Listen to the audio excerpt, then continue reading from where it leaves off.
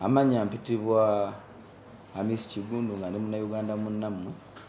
Leero nzize maaso gammwe era nate nga nzize okutongoza oba kutuyita okulonkinga akatabo kano akapya ke naakawandiika Reason as the World Masterpiece. Mwenna mukimanyi nawandiika akatabo akaasooka Success and Failure Based on Reason and Reality.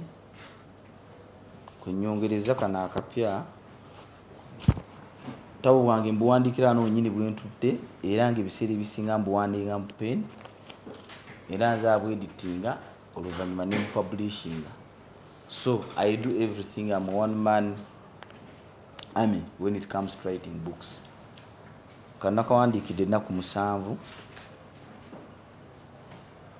naye nga mu kyo what is the essence of writing to you this book now, which is Reason as the World Masterpiece.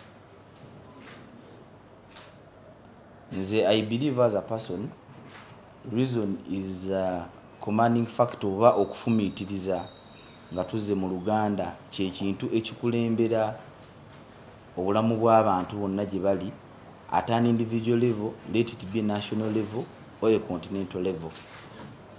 Bannaffe bali abaakulaakulana ddala be tuyita abava mu west kye batusinga kiri kintu kimu nti batusinga okufumiitiriza. Ensi bwe yatuuka kati yasenguka yava mu bintu by'okukolesa ennyo amaanyi nedda mu bintu bye tuyita ebyobwongo n'okulowooza. Because from a general perspective, life is basically a challenge. Ffenna tukeera ku makya ne tulwana oba okufuula obana okulaba nga tuyimirizaawo obulamu bwaffe era ne ebitabo ebitukuvu byagamba nti man shall feed off his sweat. So there are limited resources to satisfy man's unlimited wants. So it is a challenge for us to survive within the limited wants. Tuyina okuteekamu amaanyi okulaba nga tusurviving. Naye ng'ekikulembera kyonna mu ebyo byonna kye kintu kye bayita okufumiitiriza. Case in point, nze ndi musajja wa myaka 37 ssaawa eno ne Katonda ansaasidde n'ampa ku ssente kuba nkulembeza Katonda lwa nsonga owali Katonda buli kimu kisoboka ate Katonda yasaasira omuntu n'amugabirira. Ne Katonda mu kyo yatutonda n'ekintu kye tuyita obwongo, ng'obwongo obuyina otuyamba okufumiitiriza okulaba nga tweŋŋanga ebizibu ebituli mu maaso na butya otubivaamu. Nze Katonda ampadde ssente naye nkiraba ng'ekigezo lwa nsonga ssente zampadde, yes, I can probably say I'm a rich man. Naye regardless of how much money we collect at an individual level, ssente ze tukuŋŋaanya tusigala, our individual survival is limited within very narrow perimeters. Omuntu asigala ali essuwaani y'emmere emu, omuntu asigala asula mu luumu emu n'owabeera n'ennyumba ennene nga mugimanyi eyange, ate omuntu n'oba n'emmotoka 10 asigala atambulira mu mmotoka ki emu. Kati minus individual survival, Katonda wakusasira n'akuwa ssente mu society ebiseera ebisinga ng'abantu abasinga tebannafuna. It is a test on your reasoning capacity. N'olw'ensonga eyo omuntu obeera ddala mu butuufu okulembeza okufumiitiriza ogamba nti kya buvunaanyizibwa okulaba nga okola ebintu wammanga, okulaba nga ositula banno mwenna mutambulire ki wamu. Nze nawuliranga bubi nnyo ng'abantu bampalana mu kusooka oli n'agamba ezo sizizo yohamu abo babbi abo tubamanyi. Ne mudde ekintu ekyo nakidropinga lwa nsonga nagenda okulaba nga ddala omuntu oba omusinga ssente lwaki takuwalana, kugamba ate omusinga ssente omulemese n'okuwalana. Kati nendaba nga kiri justified nga kyokka omuntu kyalina okukola mu mbeera ey'obuvunaanyizibwa kwe okulaba nti bannange bano bentambula nabo tubasitudde batya okutwaliza ewamu, twekulaakulanye ng'abantu ne mudda tukulaakulanye n'eggwanga mutukola ki mutuwangaalira. Kano akatabo k'okufumiitiriza, reason simply means kyakufumiitiriza. Nze neesanga nga enjawulo eri wakati w'obugagga n'obwavu kufumiitiriza, obanga ebbanga eriri wakati w'ebyo ebibiri kufumiitiriza. N'olw'ensonga singa omuntu aba akulembeza okufumiitiriza mu buli kintu kyakola talina kyatasobola kufuna ki mu bulamu. Case in point, ngenda baddira ku ggwanga lyaffe Uganda. Uganda government eriwo yajja mu buyinza nga tuli abantu milioni 13 mu mwaka gw'86 1986. Saawa eno Uganda ina abantu egenda abantu milioni 46. yayingira mbuyinza nga tuli abantu milioni 13 kati saawe eno tugenda abantu milioni 46 newe otuna direct taxpayers baffe saawe eno abali registered omuntu ajja gamba nti anafe tuwa indirect taxes ngamba direct taxpayers oli agamba sigula sukali sebo ogenda kuduka ogula sukali obeera ononye sukali batogenze kusasula misolo era tebakuwa lisiti ya musolo bakuwa lisiti yaki ya sukali ne abantu abasasula emisolo ngo basula ku tini namba bali abantu milioni 2 ku bantu milioni 42 kiba kitegeeza nti eggwanga terisobola kulaakulana okujjako nga ffe bannayuganda tuli productive okulaba nga tutwala eggwanga ki maaso. Government is a mere facilitator. Nze hamu we maaso budde kikola under this current regime within the prevailing circumstances kitegeeza bannayuganda bannange bonna basobola okukola ki okikola kwe kuvaayo n'empandiika akatabo ki kano ng'akatabo kano katriggeringa mindset z'abannayuganda okulaba era ntaddemu akantu bakayita operation mindset change. How can we elevate Ugandans to push them in a direction of reason okulaba nga beekulaakulanya ng'abantu ne mudda nga bakulaakulanya neki n'eggwanga. Kyamukisa mulungi nti tuwezi gavumenti eriwo yasobola okuteekawo security okutumaze emyaka 35 nga tetulina ntalo. Abantu watabeerawo ntalo basobola okukola kye tuyita social basic units okutandikira ku family. Omuntu atadduka asobola okuwasa asobola okutuula ewantu nga tamayagulira atinze n'asobola okuzaala ne tuwera. Kati ekyo tulina okyebaza gavumenti. Tulina okuteeka due respect where it is deserved. Kati wetuba tuweze nga saawe ntuli abantu milioni 46 mujjukire approximately abantu milioni 33 abazaalibwa ku mulembe guno bali below the age of 35 bali wansi wa myaka 35 ate nga mudda Katonda yatuwa ng'eggwanga Uganda kuba tekyali kigendererwa kya Katonda ensi yattu Uganda okubeera enjabu. Katonda yatuwa good climate, fertile soils and now with a young energetic population. Ebintu bino tubikwata bisatu ne tubikolesa bulungi tubi-exploiting atukulembeza okufumiitiriza tusobola okwavinga what we call a robust agriculture industry.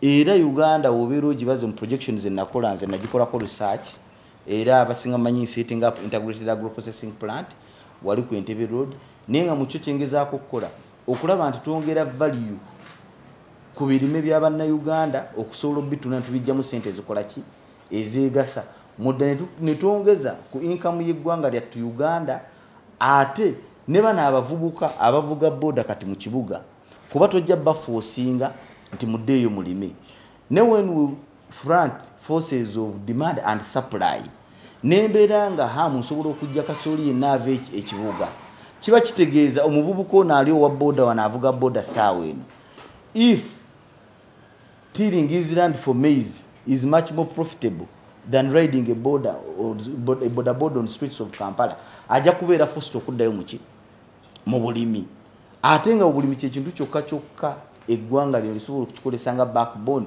okulaba nga twekulaakulanya ng'abantu nemudda n'okulaakulanya ensi yaffe ki Uganda. Kati abantu mbakubira omulanga era mu katabo kano nti nfo ky'okuddaawo ng'okunenya buli omu for your individual failure waki tutandika okufumiitiriza ne tutandika okutunula okuddayo mu bulimi ffe bahamu abamu abalondemu from the private sector nga tuyambibwako gavumenti tulina okuddayo ne tukola kye tuyita integrated agro processing plant ne tusobola okwongera value ku birime by'abantu ne tusobola okuba nga tubifunira akatale ebweru ng'abantu bwe balima ebintu tusobola obikola ki obibajjako. For instance, I'm setting up 500,000 metric tons of silos eza kasooli ku express highway.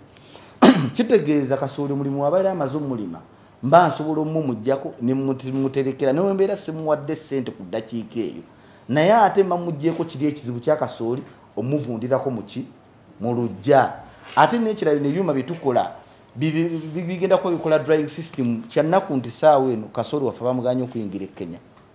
The only solution to that is how can we add value ku kasooli oyo ntusobola omutunda ng'ayina value. Nfo kyokulowooza nti buli kanaku tujja kutunda nga mpeke. Kati nze ekimpandisiza akatabo kano tufunye okusomoozebwa ng'eggwanga nti we tuba tetulongooseza mu ndowooza z'abavubuka nze ni musajja musuubuzi siri byabwe yabufuzi ne we tuba tetulongooseza mu mindset z'abavubuka kutandika bateeka mu direction mere factors waliwo obuntu obutonotono patriotism omuntu omwagaza ensi ye muyinza okirabanga ekyokungulu nekyo ekimu ku bintu eby'enkizo omuntu kwatandikira okukola ebyo ebimukulakulanya ng'omuntu neggwanga okutwaliza wamu omuntu okukkiriza self responsibility nti bannange kyabuvunaanyizibwa nze alinako obuvunaanyizibwa okwekulaakulanya n'okukulaakulanya ensi yange omuntu yalibadde yeewaanira mu kubeera munnayuganda okusinziira ku contribution gy'akola eri national budget oba enkulaakulana yaki yeggwanga kati wetukyusa mu ndowooza y'abavubuka ne bannayuganda bannaffe bonna okutwaliza ewamu nsuubira lyeri ne kuba eddambulukufu erijjo tuyamba okutwala ensi maaso naye okuggyako nga mu Uganda tuvuddeyo ne tudda ku kikwena ensonga ya reason kuba yeesinga obukulu abasinga bajja gamba naye muyogera okufumitiriza kweki okufumitiriza is that deep critical analysis into the prevailing circumstances around you and assessment, not just analysis, naye assessment, that secondary thought woba onaakola ekintu n'osooka n'oddamu n'okifumiitirizaako n'ogamba nti ebigere maaso ebigere bisatu bina maaso kivaamu ki singa abantu bali bafumiitiriza singa amakomera makalu omuntu nga talina kunyiiza kukwata jambiya mutema n'olowooza nti we mutema sigenda genda luzira bano abaana bange bembadde mpeerera banaasigala batya bembadde mpa ekyokulya kuga n'obaamu n'embeera eyo efumiitiriza ku ki ky'ogenda okukola n'ekinaakiva musobola nagamba nti things like emotions and personal desires defeat reason, things like negativity defeat reason. Kuba with reason we do what is right, with negativity and emotions we do what we desire. Tetulina kulembeza kyekyo kitwagala oba ekibugumya emitima gyaffe ne tulina kulembeza eri ekituufu eri ffe ng'abantu n'eggwanga lyaffe okukola ki okutambuza. Basically this is a book about reason. Ate nze sigamba kisikulagira kyakukola wabula kana akatabo kagezaako okutriggeringa your reasoning capacity. Reasoning may sound basic and simple, but that is what qualifies it to be. Omuntu omugamba okufumiitiriza abantu balina okwawula wakati wa thinking and reasoning. Everyone thinks, not very few people reason. That is why the rich and wealthy are the least in our societies. Kuba singa ffenna twali tufumiitiriza singa ffenna tubeera bagagga. Naye oyo akulembeza okufumiitiriza alina engeri gya outcompetinga banne ku limited available resources. Alina kyakola kyotakola. Tosobola claiminga bugezi ate nga toneesitula mu bulamu. Noganze gumulaba wano ndi mugezi nnyo lwabwavu. Amagezi galina kuyamba kulaba nga kusitula muki mu bulamu bate ganna kukolera ekyo then to a limited extent tosobola ga claiming anti it has been transformed from mere knowledge to wisdom. Kati omanyi omuntu waba ayogera ngezaako nnyo okukolesa olulimi olutavoola oba olutavuma naye ate ebiseera ebimu oyinza okwesanga nga ekkubo lyokka ly'osigazza okubuulira omuntu ekintu n'akitegeera is the direct path. Muno mulimu ebintu bingi nnyo bukotsi mujja bulaba like reason looks at that done rather than that ought to be done, where the end justifies the means. Tosobola gamba nti ekkubo ly'okutte lyetuufu nga terina kutuusa gy'okola ki gy'olaga. Woba otuuse gy'olaga kitegeeza nti ekkubo ly'okutte ki tuufu. Waba bagambye nti olina okubeera wano ku ssaawa 8 tosobola gamba nti ze sazirwa kuba natambuza bigere. Ekyokutambuza ebigere tekimatalinga ekikulu nti watuuse. So tosobola gamba nti nze nkola nnyo ekyo it is an excuse, it is a lame excuse. Oyinza okuba nga okola nnyo naye nga effort gy'oteekamu it is not an effort based on reason. Ng'olina kukyusaamu katono nnyo n'obeera ng'okulembeza okufumiitirizamu ekyo ky'okola ne Katonda n'akusaasira n'olaba ng'ositula ki embeera. Kale akatabo kano kali deep naye njagala okutegeeza bannayuganda bannange bonna nkalookinga naye tekavuma era tekavvoola wabula kali direct ate kagezaako okulaga nti singa obeera okulembeza okufumiitiriza mu bulamu. Njogedde ku Africa briefly nenjogera lwaki abasajja abazungu batusinga obugagga despite the fact nti 80% of the world resources zisangibwa mu Africa. It is simply because these people have applied that element of reason. Ffe tulina resources naye tutadde mu kufumiitiriza zikolesa tulabe tutya otwekulaakulanya. Ne bano bo baaziraba nti zirina omugaso ne bajja ne batuyita mu bongo era bakwata resources ne bazitwala wa ewaabwe. Naye ate wabeera batudefininga, they defined the African continent as a poor continent. Naye in the long run obuuza nti kuffe n'abo abantu b'omu west ani adonatingira ani? Kuba amazima gali nti their survival is dependent on our resources. Nene weebuuza nti ebibakulaakulanya biba biva wano. Fate waki tulemedde obikolesa okulaba naffe tukola ki? Twekulaakulanya. The only difference and gap between that us and them is reason. Anyway, in brief and in general, kintu kimu kyengezaako gamba mu katabo kano nti tukulembeza okufumiitiriza tulabe tutya wetusobola okwesitulanga abantu mudda n'okutwala ensi yaffe ki mu maaso.